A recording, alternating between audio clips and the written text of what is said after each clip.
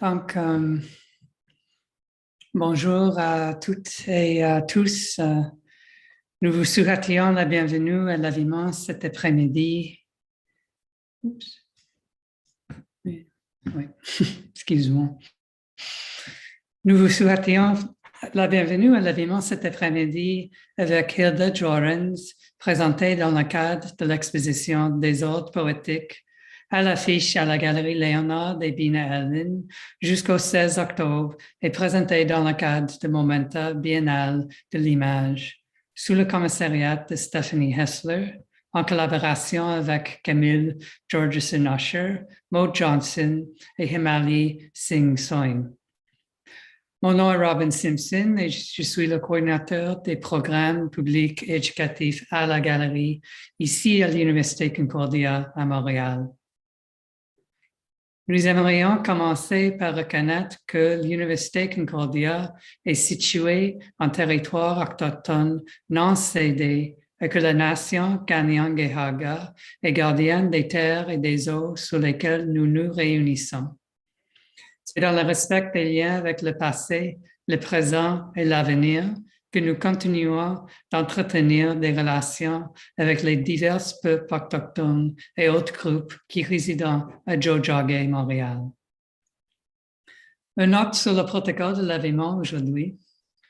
Nous vous demandons de garder votre micro fermé pendant la conversation. La conversation et projection sera suivie par une période de questions dans laquelle vous êtes toutes et tous invités à participer. Note que l'Avivement déroulera en anglais. Toutefois, soyez à l'aise de poser vos questions dans la langue de votre choix, soit à vive voix ou de les taper dans le chat et nous pouvons les traduire. Alors, je vous offre une courte introduction à Hilda avant que je passe à l'anglais moi-même. Les recherches et les écrits de la professeure Hilda Lloréns visant à élucider les intersections entre la race, le genre, la classe socio-économique, les pratiques sociaux des pouvoirs et les inégalités structurelles dans plusieurs domaines dans la vie culturelle, sociale et environnementale. Ces objets de recherche incluant les productions culturelles et les représentations nationales, les migrations et la diaspora, ainsi que l'environnement et l'écologie dans les Amériques. Elle a abondamment publié à propos de ces thèmes dans les revues universitaires, autant que dans les magazines pour large public en ligne et imprimés. Parmi ses publications savantes, on peut retenir Imaging the Great Puerto Rican Family, Framing Nation, Race, and Gender During the American Century, 2014, et Making Livable Worlds, Afro-Puerto Rican Women Building Environmental Justice, 2021. Hilda Lloréns est professeure associée d'anthropologie et des questions marines à l'Université de Rhode Island. Nous aimerions également remercier le Visual Collections Repository de la Faculté des Beaux-Arts ici à l'Université Concordia pour la numérisation de One Film, Three Scripts. Hello, everyone, and welcome to this afternoon's event with Hilda Lloréns, presented as part of the exhibition Poetic Disorder, on view at the gallery until October 16th, and presented as part of Momenta Biennale de l'image, curated by Stephanie Hessler, in collaboration with Camille Georgeson-Usher, Maud Johnson, and Himali Singh Soin. My name is Robin Simpson, and I'm the coordinator of public programs and education here at the Leonard and Bean Allen Gallery. We would like to acknowledge that Concordia University is located on unceded Indigenous lands, and the Kanien'kehá:ka Nation are recognized as the custodians of the lands and waters on which we gather. We respect the continued connections with the past, present, and future in our ongoing relationships with Indigenous and other peoples within the Tiohtià:ke Montreal community. A note on protocol today. We ask you to please keep your microphones closed during the presentation.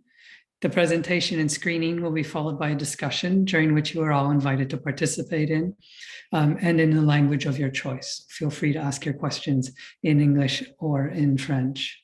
And now a short introduction to Hilda, a brief thank you, and then we'll move on to watching the film, followed by Hilda's response. Dr. Hilda Lloréns' research and writing are concerned with understanding how race, gender, socioeconomic class, and social practices of power and structural inequalities intersect in several areas of cultural, social, and environmental life. Her research interests include cultural production and national representations, migration and diaspora, and the environment and ecology in the Americas. She has published widely on these issues in academic journals, as well as in popular for popular readership online and print magazines.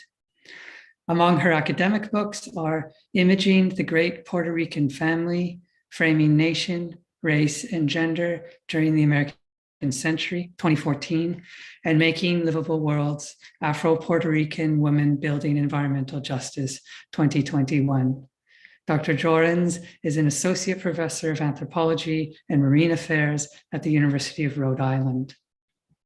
We would also like to thank the Visual Collections Repository of the Faculty of Fine Arts here at Concordia University for digitizing the film that we're going to view today. Thank you.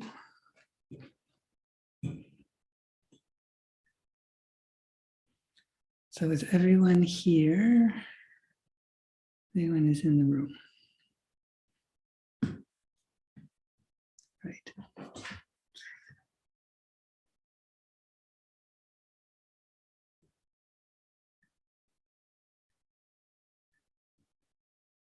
Hilda, did you want to say anything before we start, or we'll go right into the...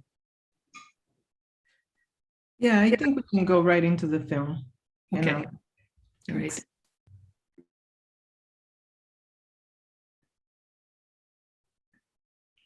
Oh, actually,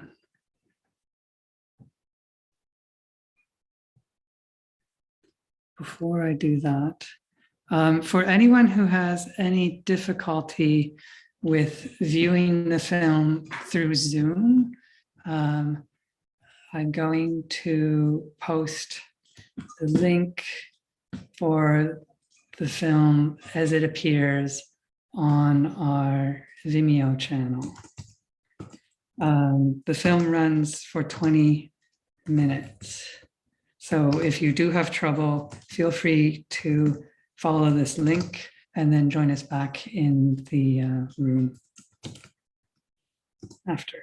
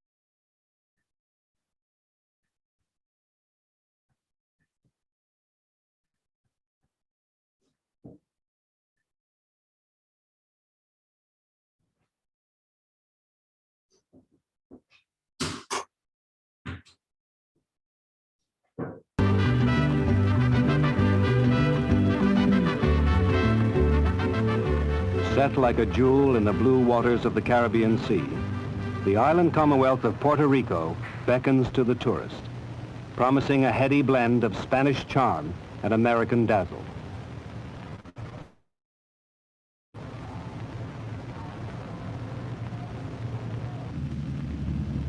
Visitors from big North American and European cities find the look of home in modern superhighways and soaring new skyscrapers.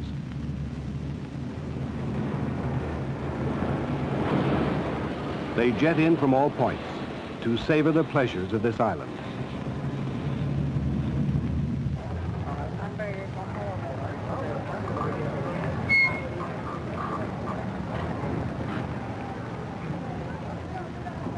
On the crowded streets of San Juan, the capital city, a fascinating mixture of people goes about the business of making Puerto Rico unique in the Caribbean, perhaps in the world.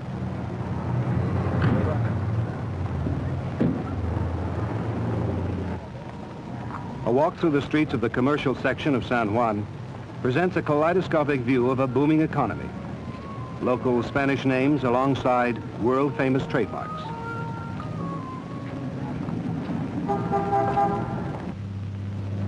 This is an international island, buying from and selling to countries all over the globe. One of the Western Hemisphere's leading industrial centers. But along the island's sparkling beaches, Puerto Rico is a vacation paradise. Gleaming hotels far removed from industrial areas, so that the 1 million tourists who come here each year can forget the cares of work.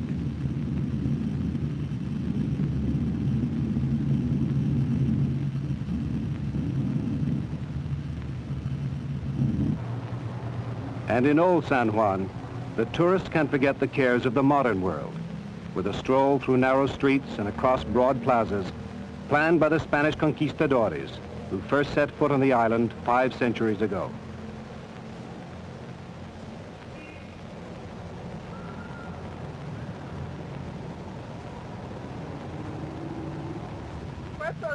A leisurely way of life is seen in the old quarter, especially in the hot afternoon, when it's wiser to relax than hurry about.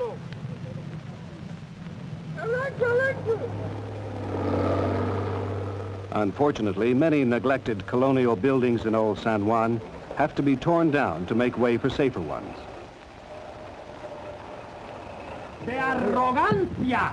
Extremely proud of their island culture, the people of Puerto Rico pay close attention to the workings of their government. Political activity on the island is intense. A speaker at an election rally is always sure of a strong response to his words, sometimes positive, sometimes negative, but never half-hearted. Eso no se refleja solamente en la persecución de los independientes. Eso se refleja en el mismo momento en que la Corco vota a 80 empleados y se queda ganando 13 millones de dólares. En el mismo momento que un niño muere de hambre en el 1971 en Fajardo el otro día. Crowds of people, the bustling life of San Juan, are not the only attractions of this Caribbean island. Puerto Rico's modern roads also take the visitor to the lovely countryside of the interior. Mountains, rainforests, another world completely.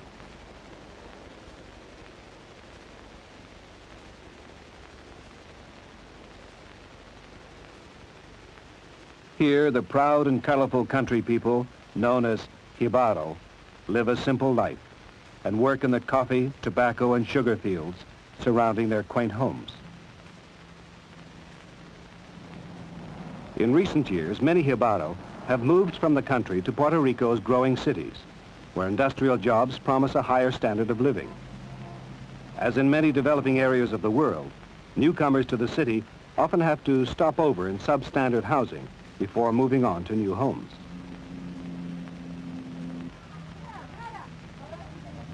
But they know that others before them have stayed only briefly here in the barrio, and that after a very short today, there will be a better tomorrow. High-rise apartments are the chief answer to Puerto Rico's housing problem. And as more and more families move in, the island's already substantial middle class grows stronger.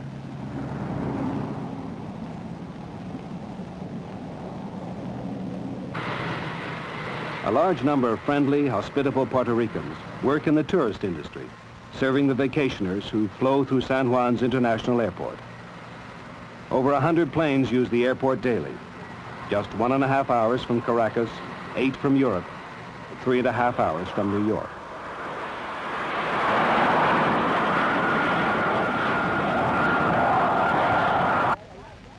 The close ties between Puerto Rico and the United States are seen everywhere. Baseball, not soccer, is the favorite sport. And American cars, refrigerators, clothes, entertainment are taken for granted by the islanders. 3 hours once a week with American Top 40, and you know where your favorite songs are on the national music scene. My name's Casey. Travelers who speak only English have little or no language problem, since many of the islanders are bilingual, and businesses are eager to make life easy for the tourist. All entries are limited to 50 words or less. Tell us why you'd rather be a pussycat. The historic island commonwealth of Puerto Rico, a colorful mixture of old and new cultures. An island that offers the traveler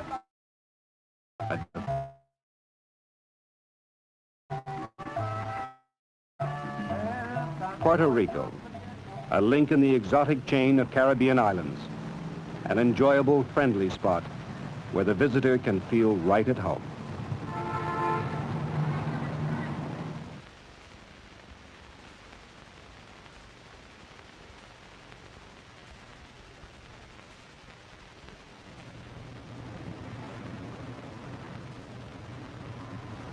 For those who have not studied the facts closely, the flags of Puerto Rico and the United States flying side by side might seem a symbol of close cooperation between a giant nation and a small island.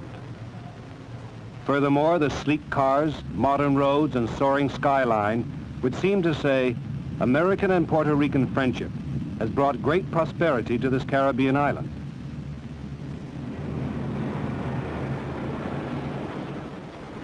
But in reality, Puerto Rico is little more than a colony of the United States.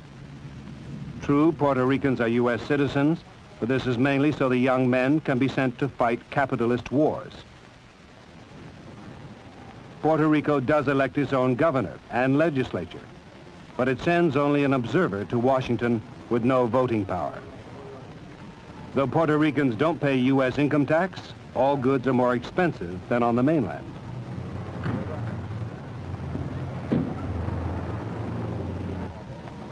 The U.S. dollar is used in Puerto Rico, but the people are not protected by U.S. minimum wage laws.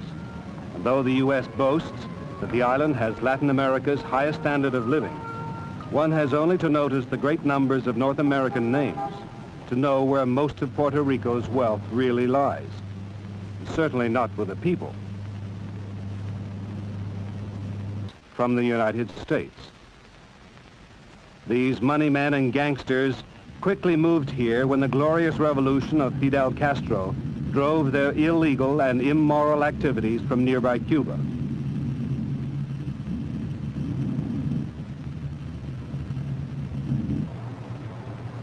Puerto Rico has always been under the heel of the conqueror. For 400 years, an exploited colony of Spain.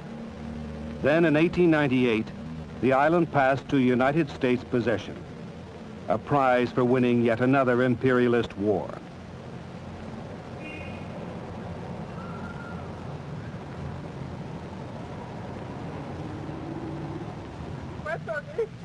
The U.S. tells the people they are free to govern themselves under their Commonwealth status. Many believe this, but some recognize the capitalist lies. More than 150 bombings of North American-owned businesses have shown dramatically that there are revolutionary forces at work in Puerto Rico. Led by the respected Dr. Berrios, the Independence Party wins new supporters every day. Dr. Berrios and many of his followers have spent time in jail for demanding independence from the American oppressors, for demanding simply that hungry children be fed, that the wealth of Puerto Rico be turned over to Puerto Ricans. Esto no se refleja solamente en la persecución de los independientes. Eso se refleja en el mismo momento en que la Corco vota a 80 empleados y se queda ganando 13 millones de dólares. En el mismo momento que un niño muere de hambre en el 1971 en Fajardo el otro día. Today in every developing area, the capitalists try to fool the people by building roads and skyscrapers. But they turn out to be only for the rich, who lure the people from country to city, put them to work in new factories, and pay them only the barest minimum.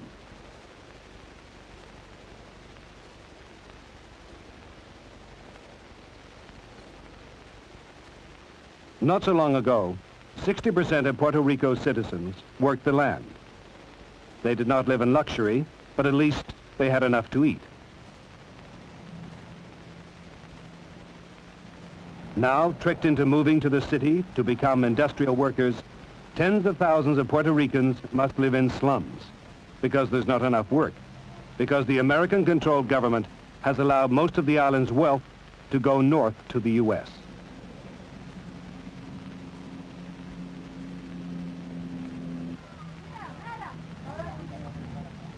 To the people who live in the barrios, the slums, the shiny office buildings of the Americans must be a hateful sight. The puppet government of Puerto Rico has even bungled the job of building their much advertised high-rise public housing. Most of the apartments are badly built and too small, and for most of the slum dwellers, just too expensive. To escape their poverty, 1/3 of the island's population has migrated to the United States in the last 30 years. Once on the mainland, they find that racism makes their lives even more miserable, that slums and unemployment in New York or Chicago are just as bad as slums and unemployment in San Juan or Mayagüez. Puerto Rico's dependence on the United States has slowly erased old island customs and replaced them with false American values. More and more, English is being forced on the Spanish-speaking people, the final step in the systematic oppression of a proud nation. 3 hours once a week with American Top 40, and you know where your favorite songs are on the national music scene. My name's Casey Kasem. How long can they hold out against the money men, who ruthlessly impose their own culture wherever they please? All entries are limited to 50 words or less. Tell us why you'd rather be a pussycat. Soon the history of Puerto Rico will be buried beneath capitalist rubbish, and the natives will be kept forever in slums, out of sight of rich tourists. American claims of progress grow more and more hollow as big business and the U.S. government continue to deny the Puerto Rican people the right to rule themselves.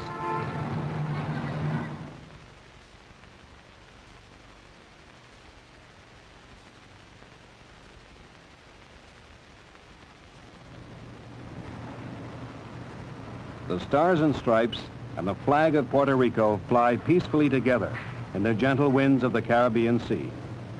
A reassuring sight in a part of the world where anti-American sentiment runs deep. The signs of prosperity are everywhere. Highways, office towers, hotels and apartments that would be the envy of most American cities.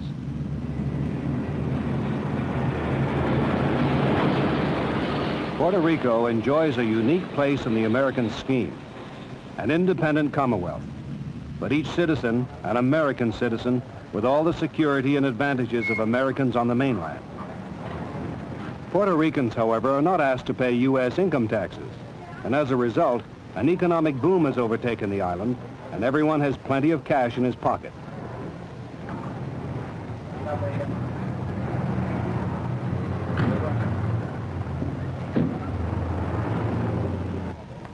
Unlike the nearby island dictatorship of Cuba, where socialistic planning leads from one failure to another, Puerto Rico has a sound middle class as a foundation for growth.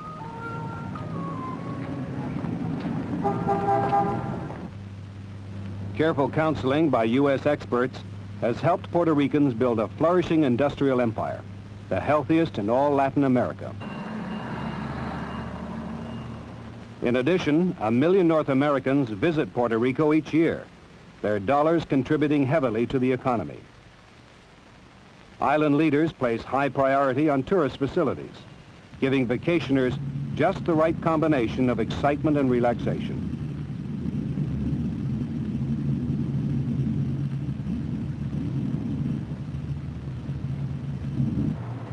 Part of Puerto Rico's appeal lies in its Spanish atmosphere and traditions. Until the end of the Spanish-American War in 1898, the island had endured centuries of Spanish oppression. Under U.S. administration, Puerto Rico enjoys the rights of self-government, electing its own governor and legislature.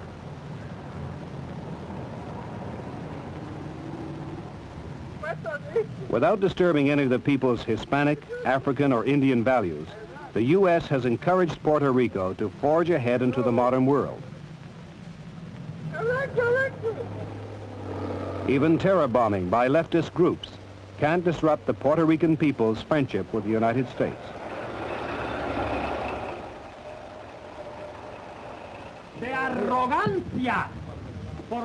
When the leader of the Independence Party was released from jail after serving a sentence for violating Commonwealth law, a mass demonstration, however, fewer than 1,000 people showed up. Made up mainly of Marxist students and intellectuals, the Independence Party received only 3% of the vote at the last election, a strong indication that the majority of the Puerto Rican people like things the way they are. En el mismo momento en que la Corco vota a 80 empleados, en el mismo momento que un niño muere de hambre en el 1971 en Fajardo el otro día. Less than a quarter of a century ago, Puerto Rico was strictly an agricultural country, with sugar the main crop. Today, farming is still important. Farms in the interior, farm economy.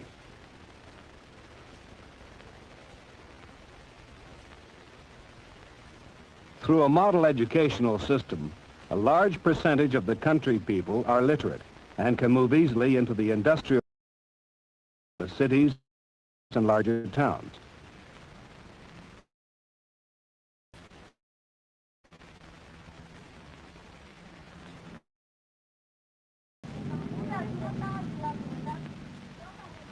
To house most of the city's growing populations, the government has turned to efficient high-rise apartment buildings.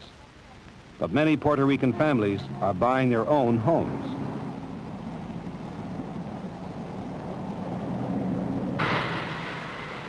Puerto Rico is one of the most densely populated areas on Earth, and many of its people have chosen to live on the mainland.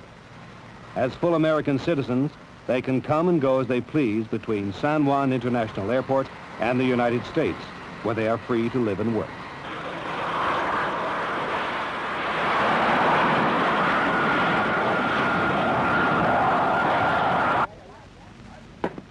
By and large, though, they stay at home and live good lives that blend the best of the Puerto Rican and North American cultures. Little is seen in Puerto Rico of the blind anti-Americanism seen elsewhere in Latin America. Instead, a new society is being built on American-Puerto Rican friendship. With American Top 40, and you know where your favorite songs are on the national music scene. My name's Casey Kasem. The older generation, which knows well the hardships of an earlier day, is grateful that its healthy, educated children and grandchildren can only look forward to better times. All entries are limited to 50 words or less. Tell us why you'd rather be a pussycat. The independent island commonwealth of Puerto Rico, old and new, living together in harmony. The few remaining signs of poverty are being replaced by easy, carefree living. Puerto Rico, showcase for democracy, guardian of freedom in the Caribbean Sea, positive proof that friendship and cooperation between peoples can work.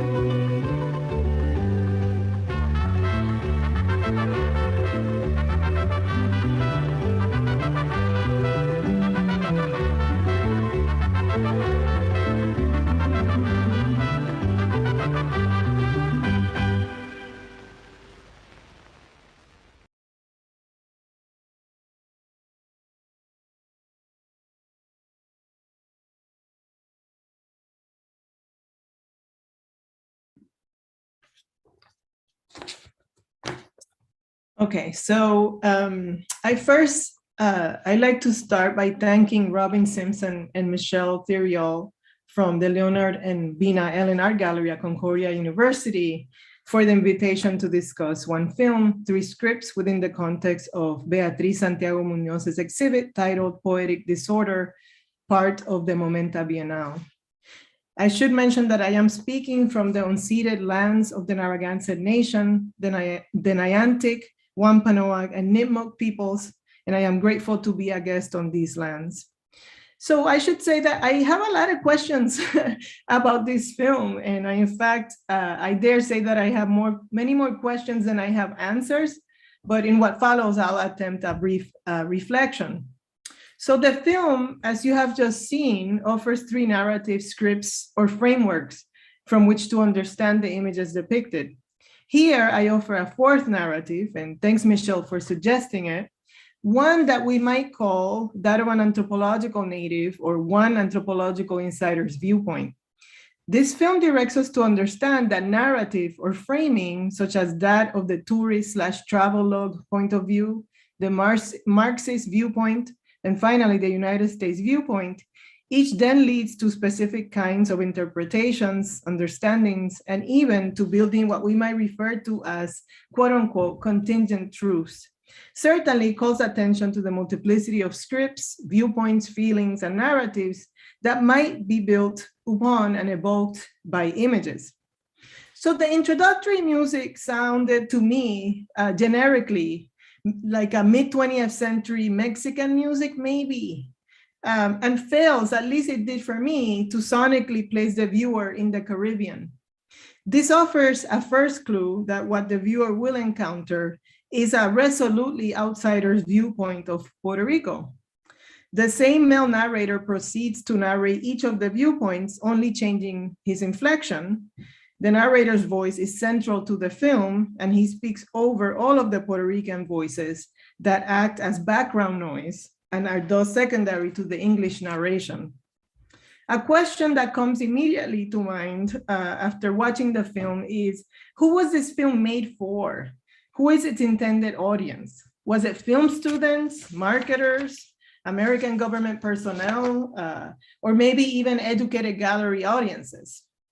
This film was made by non-Puerto Ricans to inform other non-Puerto Ricans of three quote unquote master scripts circulating in the zeitgeist. Whoever it was made for, one film, three scripts, offers contingent truths. Truth in this case is contingent upon individual subjectivity or subject position. So who the viewer is, right, such as their gender, socioeconomic class, education, race, ethnicity, nationality, and so on. The viewer's location, right, or where the viewer is and their relationship to place and image. What the viewer's political inclination is, and so on and so forth. In other words, perception, views, and viewing, the crafting of narratives about reality, place, subjectivity, place, landscape, or anything is wholly dependent on individual subjectivity, as this film aptly demonstrates.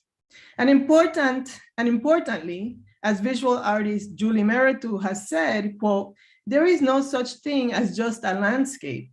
The actual landscape is politicized through the events that take place on it, end quote. And thus a landscape's meaning is intimately tied to personal, historical, political, and sociocultural experiences in it and about it. So I want to share a brief autobiographical detail, cross-cut with demographic detail. So this film dates to 1974, which happens to be the year I was born in Guayama, Puerto Rico.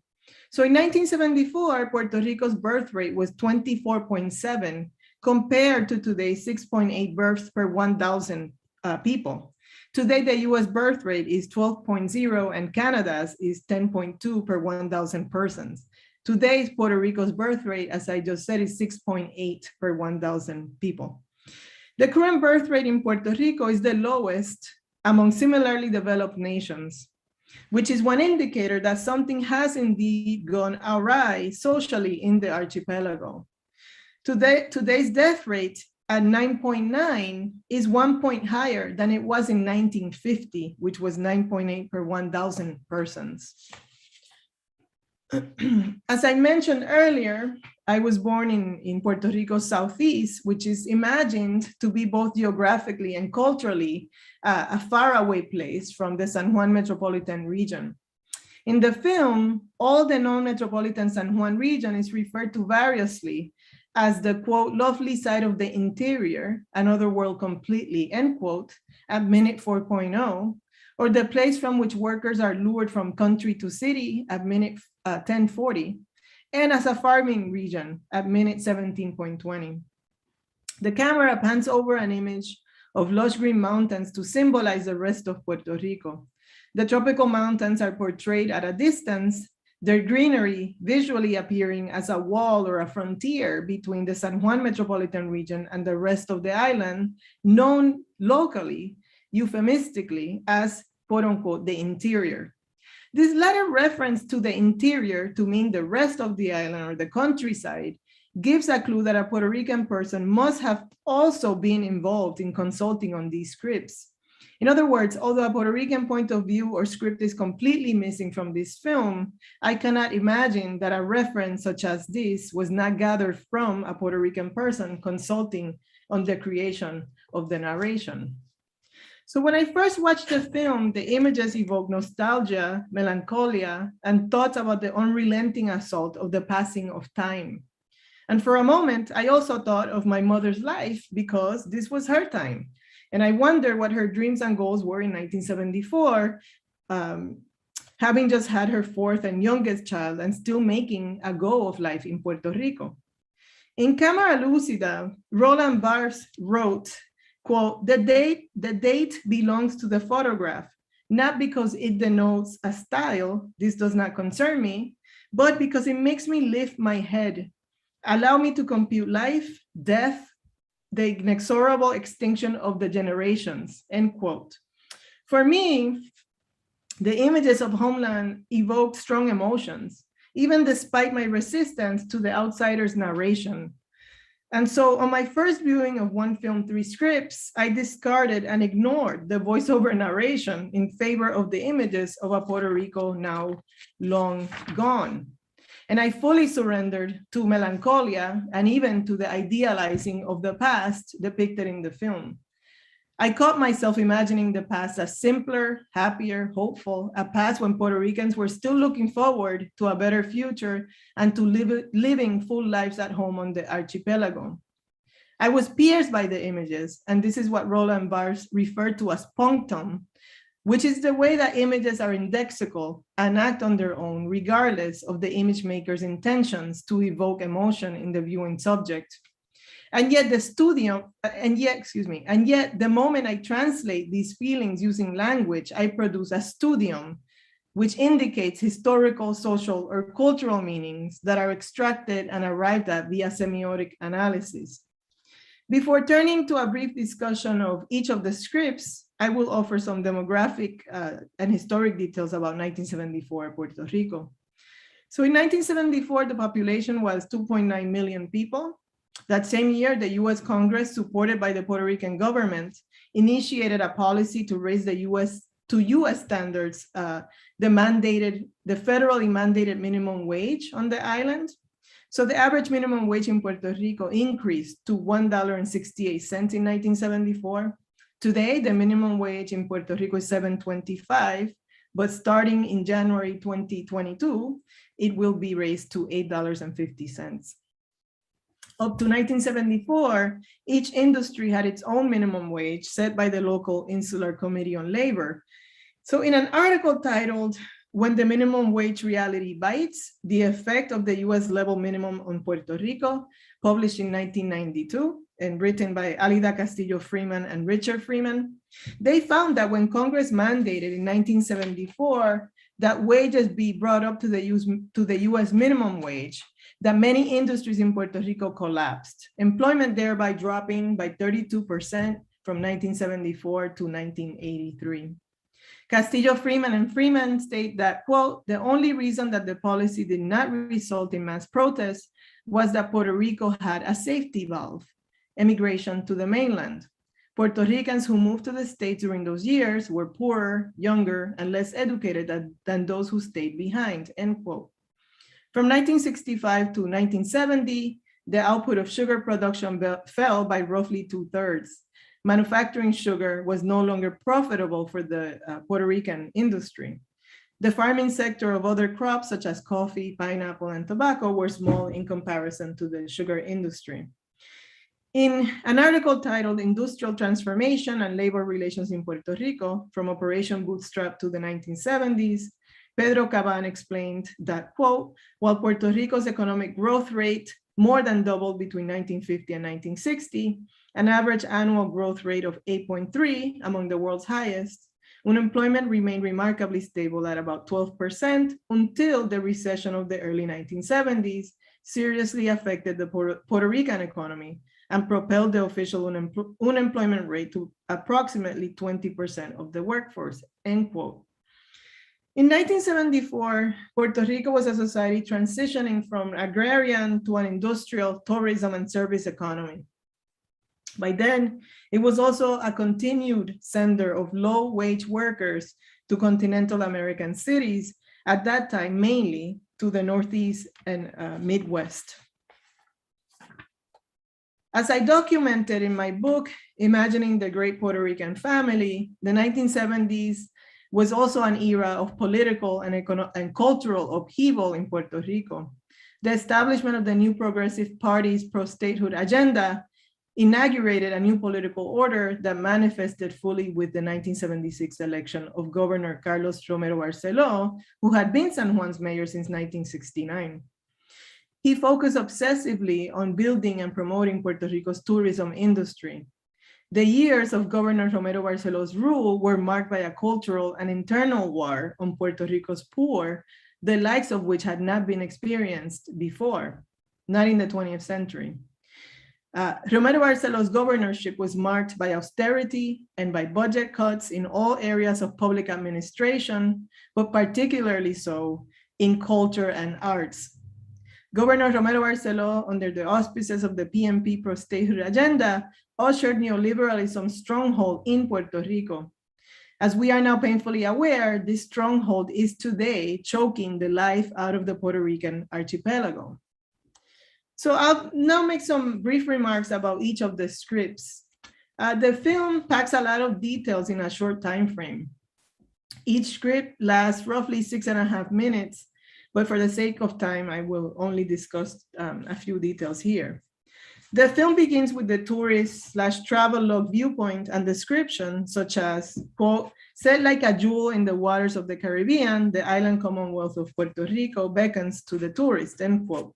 Tourists are in turn imagined as white Americans and Europeans coming from, quote, big North American and European cities, end quote. And are told that in Puerto Rico, they will find the look of home in modern superhighways and soaring new skyscrapers. A feature of the acceptable brand of middle-class tourism has been that locations must have the amenities of home so that the tourist does not experience discomfort, but a place must also offer exotic flavors, which the tourist can comfortably savor. And there I'm using the film's language about flavor and savoring.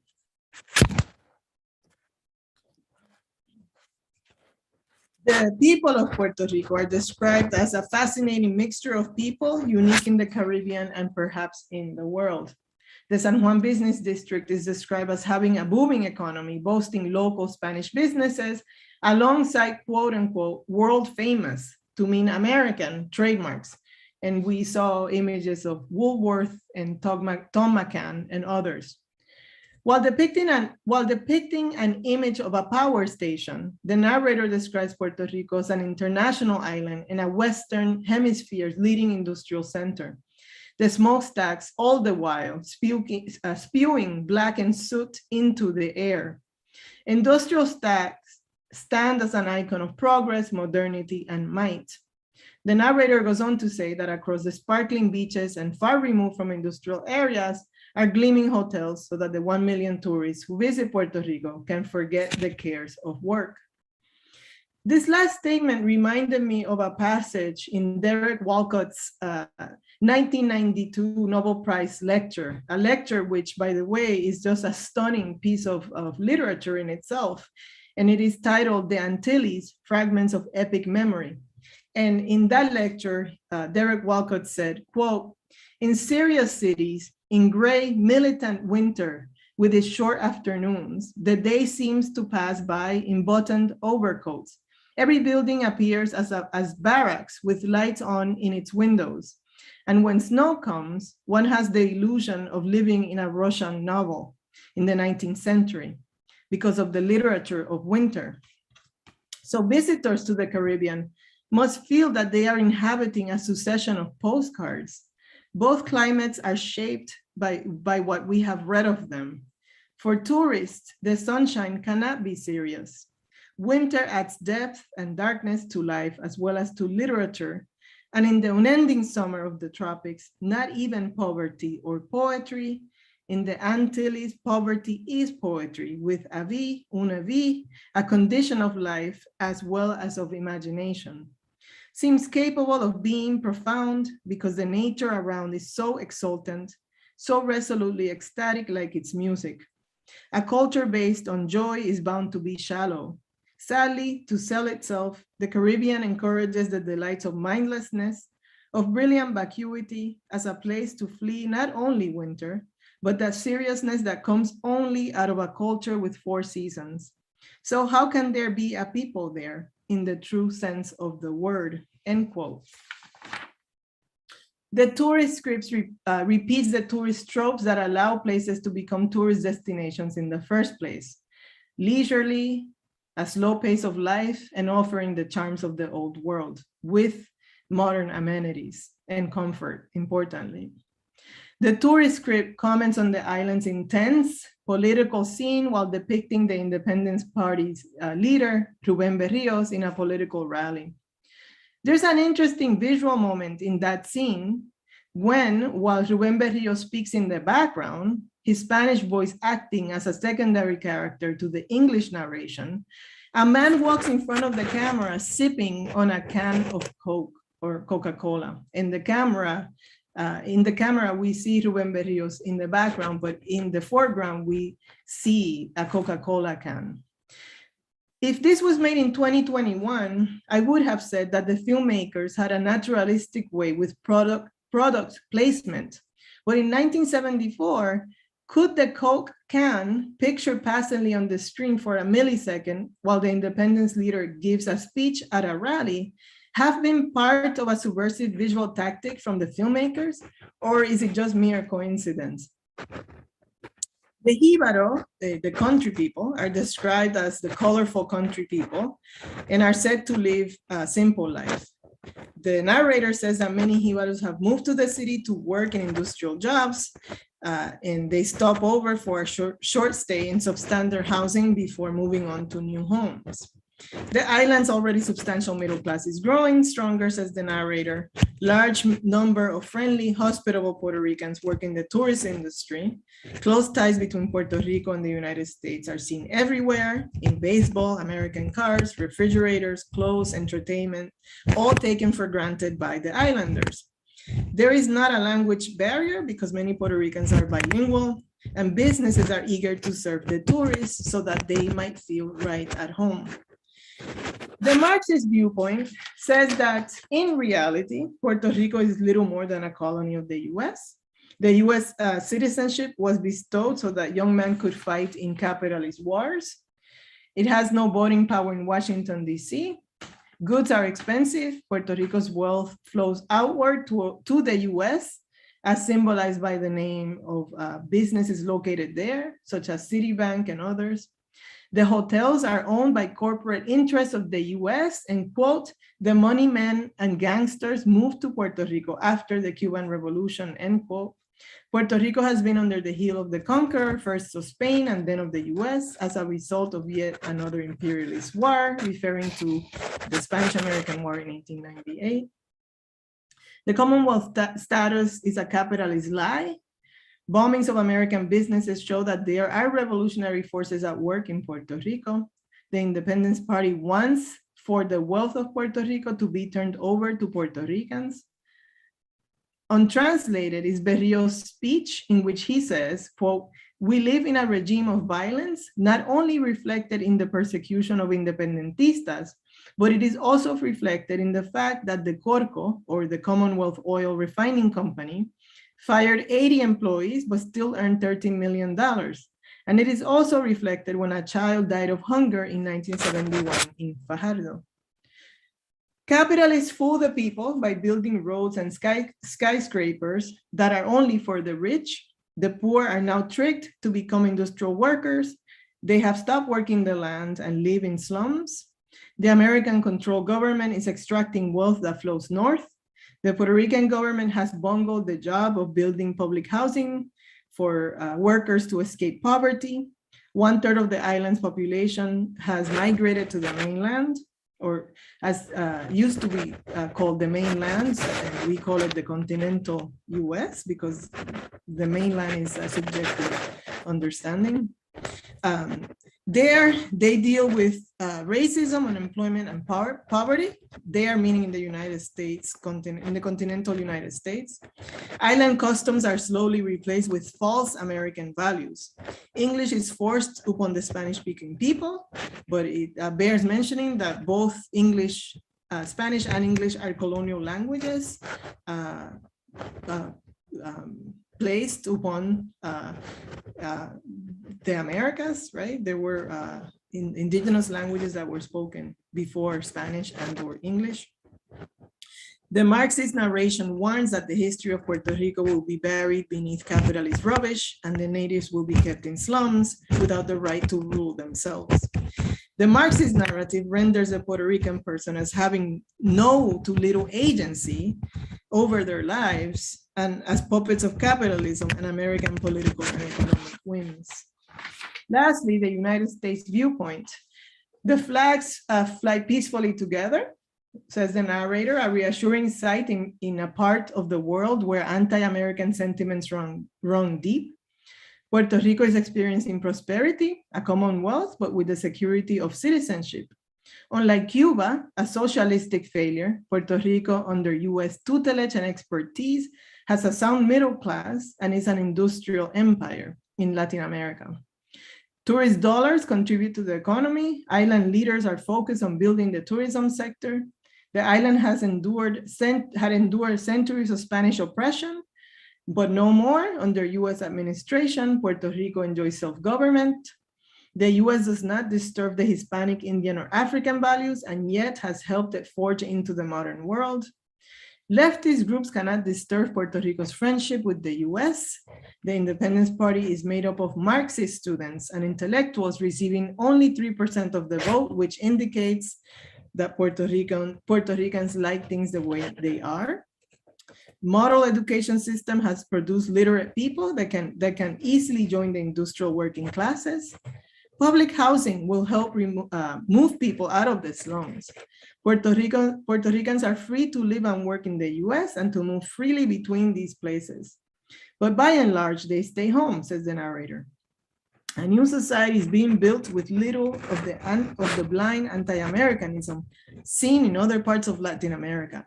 Instead, there is American-Puerto Rican friendship. The older generation is grateful that their children and grandchildren are educated and healthy. Poverty is being replaced by easy and carefree living. Puerto Rico is a showcase of democracy, a guardian of freedom in the Caribbean Sea. This last narrative renders the United States as a savior and benefactor to a helpless Puerto Rico, as a friend rather than as a financial and extractive enterprise that has, alongside and in concert with Puerto Rico's political elite, made Puerto Rico a debtor state, and an increasingly unlivable place for Puerto Ricans. In 2021, 44% of the population lives under the poverty line. A cruel austerity economic program managed by an unelected oversight board has dismantled the public safety net, and it is selling all it can sell to the highest bidder. So I want to end here with a couple of questions, and people can perhaps add their own. But what did this film evoke for you as a viewer? You know, what narrative would you place upon it? And how does it shed light, or how does it model understanding of Puerto Rico's current condition? And I'll stop here and let others join in. Thank you.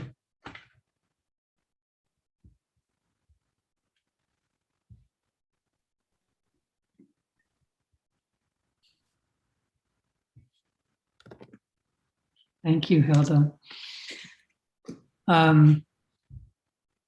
So just extending Hilda's invitation to anyone in the room to respond to those two prompts, or feel free to comment on your impressions of the film, or to speak to Hilda about her observations of the film as well, and the references she brought in. So we can leave a moment for people to think that over.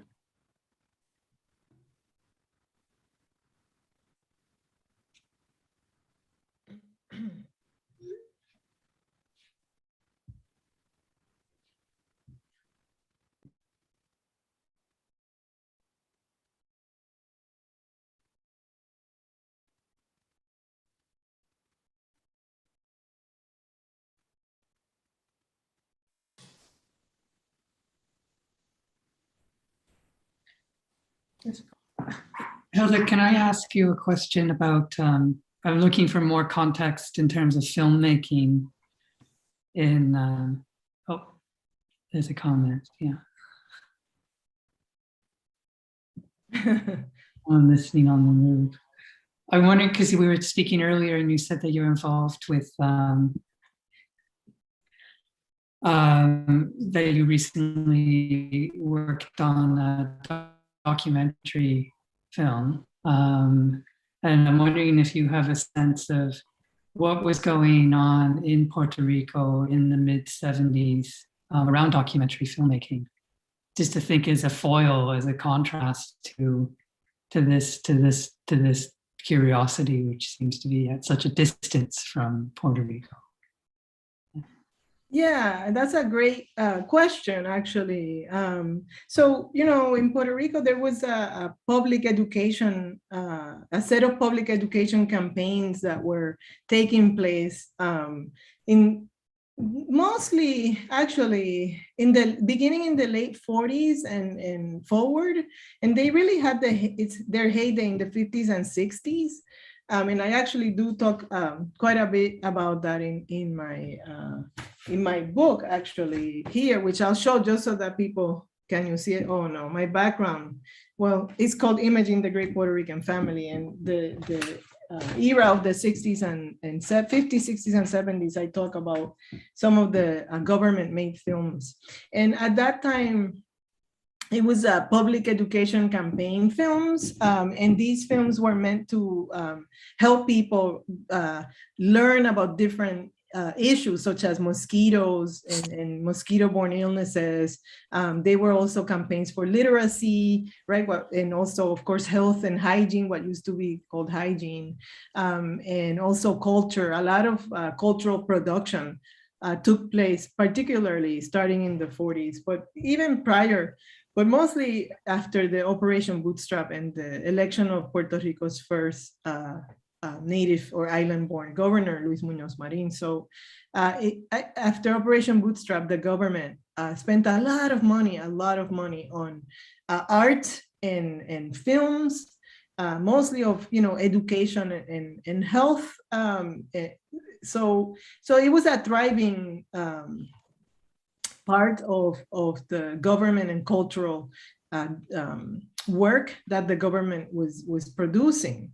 And it was produced by local artists. So local artists were employed in the production of films, of posters, you know, all matter of visuals, actually, and music, and children's books, you know, all matter of cultural production to help or, you know, to assist people, right, in learning about essentially what I would call the new Puerto Rican, right? Because this was after 1948, Puerto Rico, you know, was basically in the process of self-making, right? So what we know today of Puerto Rico really is something, you know, that began and was sponsored, right, by the government starting in the 1940s. So films, there was a prolific production by local artists of film, cultural films.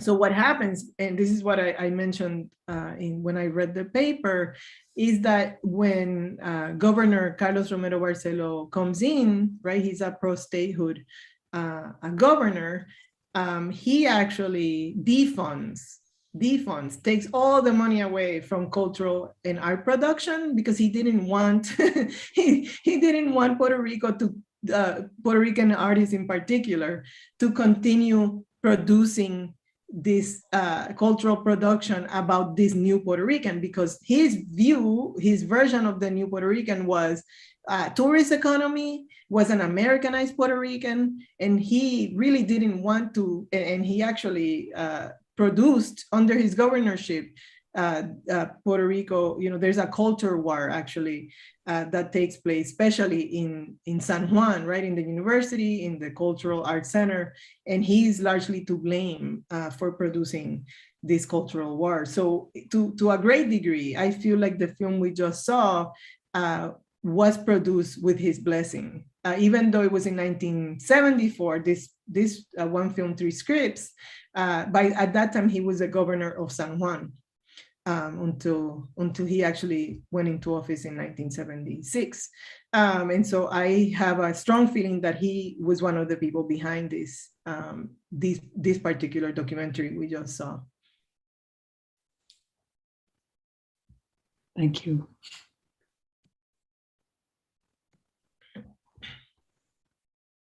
I thought I'd make a comment. In seeing this film now for the 3rd time, I'm quite convinced it's a pedagogical film because, in the end, whatever viewpoint, I mean, at first you kind of want to be sympathetic to the Marxist viewpoint, but in the end, it's a discourse that's imposed, right? I mean, at every point, all those discourses are about managing what, it isn't those people that don't seem to be quite fully fledged human beings, right? Mm-hmm. And nothing is communicated of Puerto Rican culture, really, very little, right? Only whatever is communicated is to actually manage it differently from an external, force or culture, other culture. So I find that interesting, and to me, it seems, how can this film not be, it's just, a Western film about this place, right? Why choose Puerto Rico particularly is another question, because why in Germany at that time, I suppose if we did research, maybe an Institute for Film and Built, which is film and art, we would discover maybe other films from other cultures around the world, right? With maybe a similar approach, because it seems that our institute produces pedagogical materials, at least today. So I don't know if it was the case in the 70s, but one can assume maybe that's what it comes from. And of course, the question, that comes up is, why did Concordia here acquire this? But I can very well imagine in the 70s you would acquire a film like that, but maybe it's too deconstructed. I don't know. It's possible. Mm-hmm. Because today that's what we're doing. But then, it could have been, taught in a class that, from a Marxist perspective. But nevertheless, that perspective is still one that's paternalistic, right? Absolutely, right, and that's the criticism of that's the criticism of the Marxist perspective, that it's top down and takes agency right away from the people themselves, and that's, I mean, it was very clear in the case of this film. I also agree with you that when I watched the film, my immediate thought was, oh, this was made for film students, right? Because if you want to show framing and narrative, how framing and narrative can change, right? You produce a film precisely like this. Exactly. Right? So it felt very much to me like a smart, and it is odd, but it's also smart within limits, right? Smart is smart in the fact that showing 3 scripts over one set of images. It's always an interesting project, because then suddenly, it shifts the perspective, even though you've already seen the images, right? 1, 2, 3 times. but it's also, very masculinist, right? Very top down in all instances, right? Very focused on economics, on technology, and we learn nothing. We don't even hear. We don't even hear Puerto Ricans say anything about how they feel about their lives, right? And so in that sense, it shows us that it's resolutely an outsider's point of view. So. Of course, yeah. Mm-hmm.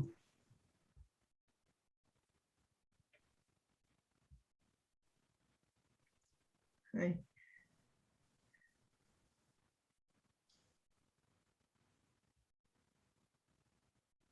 I think you're muted. Hi.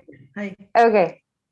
I can't remove my mask, but let me know if you can't hear me well, but you hear me well? Yes.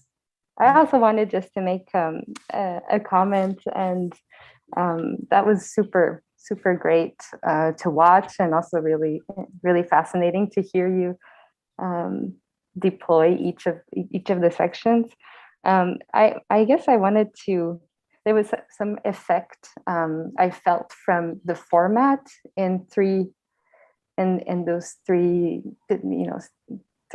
stories, three perspectives, in which it felt like at the end you're supposed to choose one. Yeah. There's this sense of having kind of a there's three answers and you have to pick the right one. So I thought that was interesting that the format in itself sort of brought to that kind of conclusion in which you're like, okay, which one do I identify with? And then the other thing is that, like Michelle sort of mentioned, that we're maybe more inclined to identify to the Marxist perspective. I did feel also inclined to that because there was a bit of distance, and that was brought right at the beginning with the two flags and the sense of like questioning what you see, because it says those two flags are maybe seen as, a sign of friendship, but they're not. So that sort of distance, was something I appreciated and made me feel like there was a bit of criticality entering. And then the other thing is that in the first and the last, I felt like there was a lot of disjunction between the little bit of dialogue that we could hear from the Puerto Ricans, but then in the Marxist perspective, the sort of narrative voice and the fragments of the Puerto Ricans, this speech and discourse that we heard had a little more of consistency, what is being narrated and what is being heard from the people, even though it's very fragmentary, is still a little more in congruity.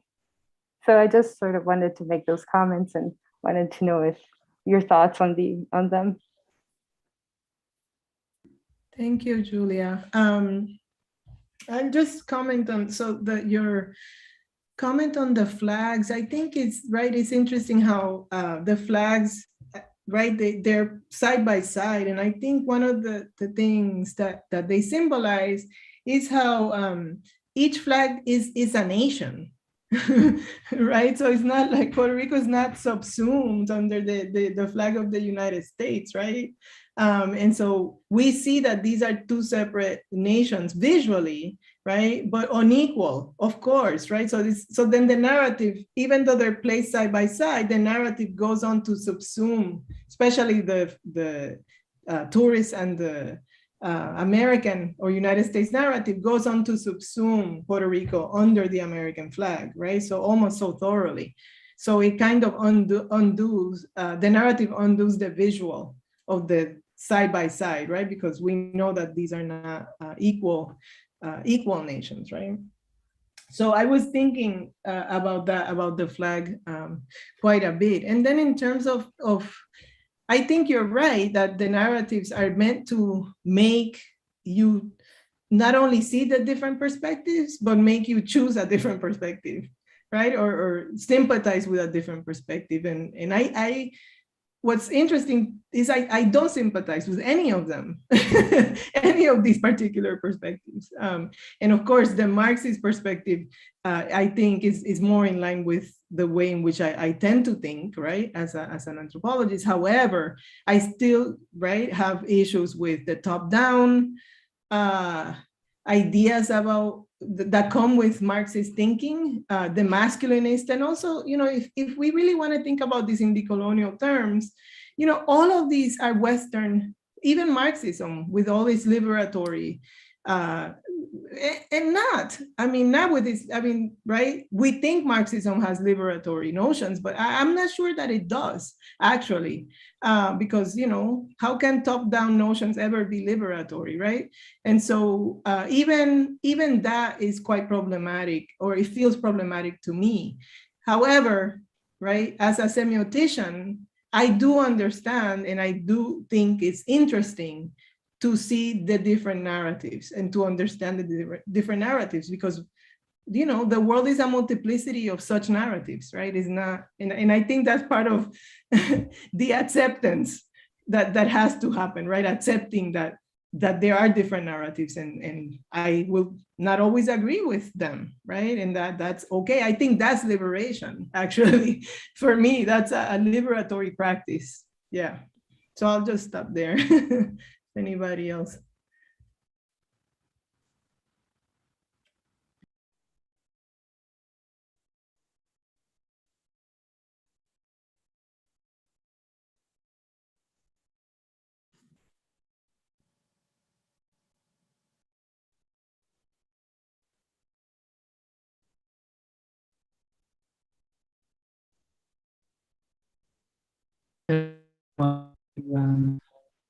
Say something.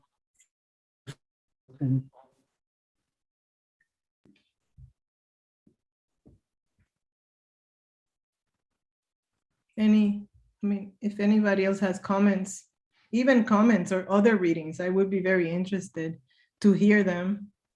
Doesn't have to be a question, it could be a comment based on your own understanding.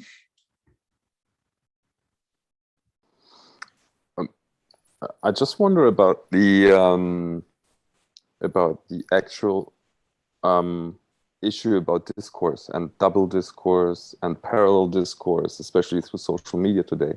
Mm-hmm. Seeing the same image in different channels, different channels on either on television, can talk about American television, can talk about European television, can also talk about YouTube television or online television.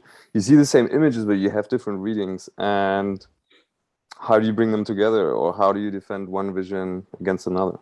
I was thinking about a lot of that today issue, like how do you read images and how do you interpret them? Yeah, I think that's a really significant thing to think about, or set of ideas. Part of the issue, so I have the sun in my face, I'm trying to, part of the issue, right, with as we are seeing right now and have seen since 2016 is precisely these ideas about what is truth, right? And the idea, and I'm sorry to bring it up, the ideas of fake news, right? Which I think one of the things I thought all along for the difficult, for me at least, very difficult 4 years between 2016 and the last election to live through, I kept thinking that someone in the team of this last president in the United States, 45, they must have read a lot of postmodern theory. I really thought, wow, somebody has been reading quite a great deal of postmodern theory, right? And especially in regards to discursive practices, because how can you, because it is such a powerful thing to say, right? That the news are fake because they're not real to me, right? They're not real, they're not, they don't have any bearing on my reality. So they're not, I can just reject any fact, right? And this is what social media, I think, and especially as we think of the current drama with Facebook, this is part of what's happening, right? Things about misinformation and the ways in which the narratives are floating around. For some people, they're information. For other people, they're lies, right? And so I think as we live in a multiplicity, in a world in a social, particularly, right, in terms of visuality, I think visually and filmically and image, in the world of image making and so on and so forth, we're living in a time in which multiplicity is, in fact, what's real, right? So if anything is real, it's the multiplicity of discourses, right? And in fact, this is one of the things that, you know, is so hailed, right, about this moment. What is it? The moment, the information, I forget, the moment of you know, of the information society, I guess. And also, right, thinking back of the information as spectacle, right, which is also another idea that floats, that has been floating around for some time. So it is, I mean, so what's real, I would say, is multiplicity. And also, right, this idea that this is democracy. That democratization of information is, in fact, right, a good thing, because then we can hear, you know, everybody's perspectives, not just, right, the Marxist intellectuals or the non-Marxist intellectuals, or, right, so that everybody's perspectives can bubble up to the surface and be possibly, I mean, heard. I'm not sure that we're hearing everybody's perspectives. I don't think we are, but, you know, some people have very loud voices, or, you know, attract more listeners, right? And so, yeah, I think this film begins to, I think it's an attempt, right?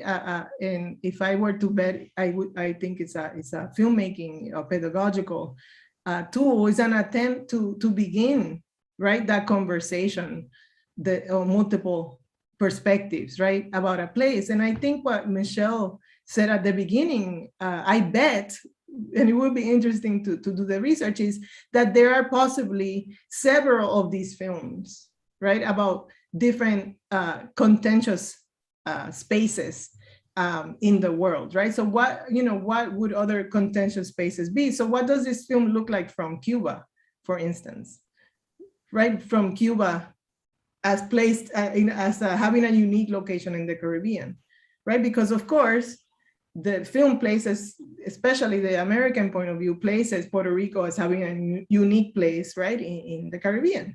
But so does Cuba. So, you know, so does Haiti, right? So does Dominican Republic, and so on and so forth. And so what does it look like then from these other spaces, right? As well, I bet it looks somewhat similar. Also, because, you know, part of the issue is that media is made within a particular historical and geopolitical moment, right? So we, especially, I would say post-1950s, have increasingly lived in a world in which we are, you know, we are connected. I mean, we've always been environmentally, right? We've always been connected. But in terms of the mediatic space, and economics and geopolitics, right? We are, and right, think about COVID. We are interconnected in ways that affect and produce certain realities that are affecting us in similar ways, right? So there's also that kind of global narrative that comes down on media making, or on the possibilities of media making, right? The narratives that are above the narrator, the filmmaker, right? The geopolitical moment. Yeah, so I'll stop there because I can go into all kinds of tangents. But thank you, Lieven, for your questions. You know, I'd like to make a comment, unless I'm wrong, maybe I don't remember, but I don't think there is not a single interior scene, right? So I think that's really interesting, that you know, that notion, that the idea of interiority is kind of negated completely in that film. I mean, it's another way of not giving a voice, right? Yeah. When there's no interiors at all. I just realized that. I mean, there's no going into a home or the inside, you know, it's always surface, it's always outside. Yeah, and that's interesting. It's super interesting, and I talk about that in my book. Actually, one of the things the American photographers and image makers do throughout the 20th century. So when they start, right, they start picturing Puerto Rico in the 1890s. And they do it throughout the century. And one of the things they do is that they picture Puerto Rico, and not just Puerto Rico, the tropics, always outdoors, right? And there's a long trope in the Western canon about the tropics and tropicality leading to outdoor life, right? Whereas, and this goes also to Derek Walker's point, where, you know, in places where there are seasons, where there are winters, right?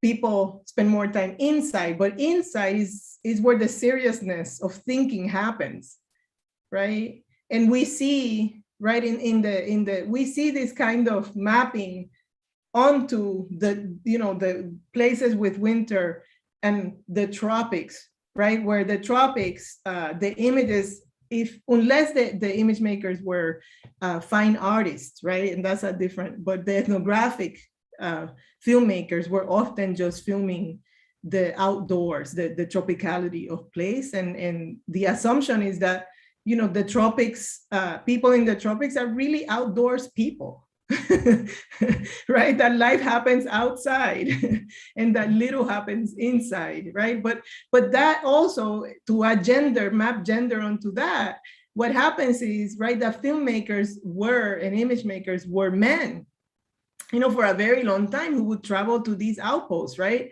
So they would bring back these images of life outside, and the images tended to be very, not only masculinist by the point of view of the image maker, but also masculinist in terms of space, right? Because the interior, the woman's space, quote unquote, was hardly ever pictured. It wasn't until artists began to move to these places, to live in these places, and to produce, you know, what we might call, you know, fine art views, that we start getting into, you know, the kitchens, into the living rooms, into the, you know, weddings, and so on and so forth. So that's I think, you know, that's a great observation, and very significant, Michelle. Thank you.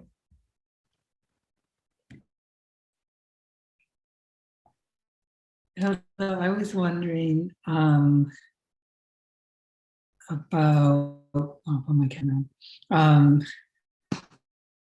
What would your sense be of, say, another script beyond the one that you composed today, that came from like a climate perspective? Can you hear me? Yeah, can you tell me the beginning again? I didn't hear you very well there. Sorry, yeah. I'm wondering, like, I was wondering what a script from a climate perspective would be like, if that was the fourth script included here. Not necessarily from below, but again, kind of from above, as we see with the American perspective, or with the Marxist perspective, or the tourist perspective. What is that master climate narrative, you know, or just quickly, you know, like, what would you kind of expect to be imposed over those images? It's like a COP20. COP26, huh? COP26. So, well, I mean, today, so in 1974, which is when the film is made, it would look very different than it would today, right? 1974, and there is an image in the film, actually, that was really stunned, of the power station. And, you know, and I thought, wow, that's so interesting. And of course, they show the power station to say it's an industrial leader in Latin America. Look, we have power. or, you know, electricity. But power is broad, it's large, and electricity and energy are a whole, you know, a whole other area. But from the 1970s, right?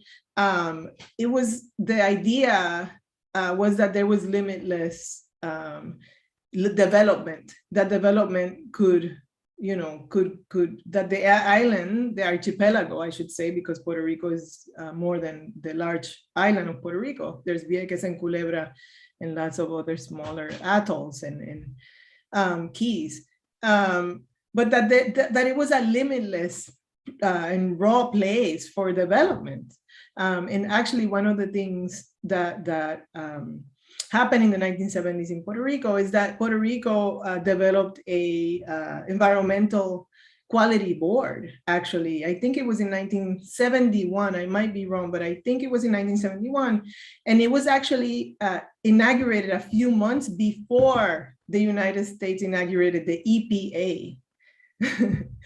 So Puerto Rico was vanguard in developing an environmental quality board, because it happened just before the Environmental Protection Agency in the United States, right? Which is the agency, which is, of course, that oversees Puerto Rico and all the states today. But there have been already, right, at that time, oil spills, right? The limits of development were already being tested in Puerto Rico at that time. And there was there has been, and is continuing to be, a lot of destruction of the ecosystem in Puerto Rico, right? From a COP26 perspective today, you know, I think the narrative from any climate activist is stop development, stop the destruction of the ecosystem, stop the destruction of the mangroves, of the wetlands, of the, you know, the coasts, stop building on the coast.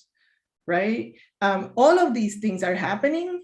And in fact, what we have in Puerto Rico today is that, as we did in the 70s, so even though the Environmental Quality Board was established early on, one of the things that has happened throughout the 20th century and into the 21st is that these are kind of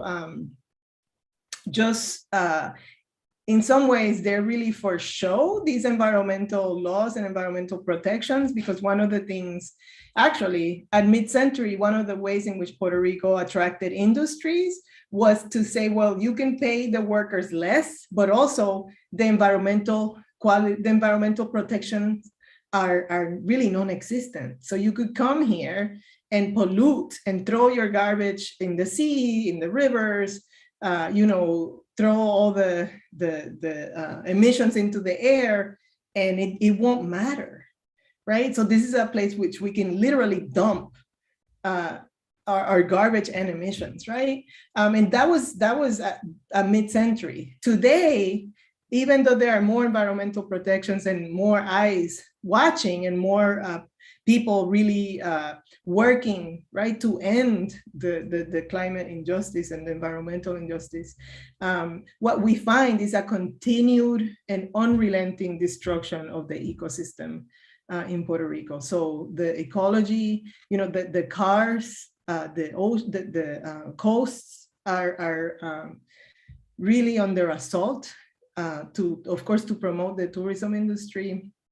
The forests are under assault and are being sold to the highest bidder, who usually come from right outside Puerto Rico and who have no relationship to the ecosystem, no knowledge of the ecosystem and why it matters, not only for global climate stability, but also for heritage, right? So here you have this assault, right? Not only on ecosystem, but as ecosystem as heritage site for the people who have inhabited them, you know, over the, 500 years. Of course, we can also speak about the sort of genocide that happened that annihilated the Taino indigenous people who are no longer real, who are said to be extinct. That's the narrative, right? And who cannot really speak up to protect the land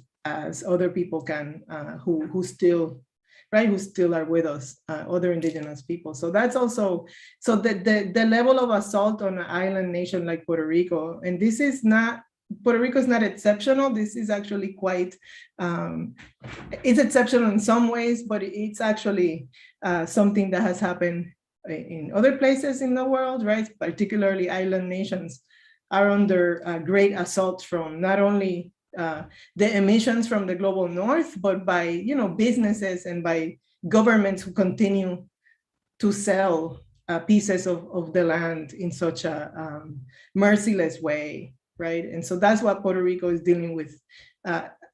If we were to talk about it from, you know, a COP26, right? And the rising sea levels. And the fact that it doesn't produce, I mean, it produces a great deal of emissions, but not anything, right? Like the great emitters of the global north. So people in Puerto Rico are paying the price of a rising sea level that they didn't contribute to rising. And so that's the other piece of this. The island nations are often the least of the emitters and the people who are at the front lines of climate change, as we saw, right, with the hurricanes of 2017. So, yeah. Thank you. Thank you. I don't know if there's any final comments or questions. We can wrap up. Otherwise.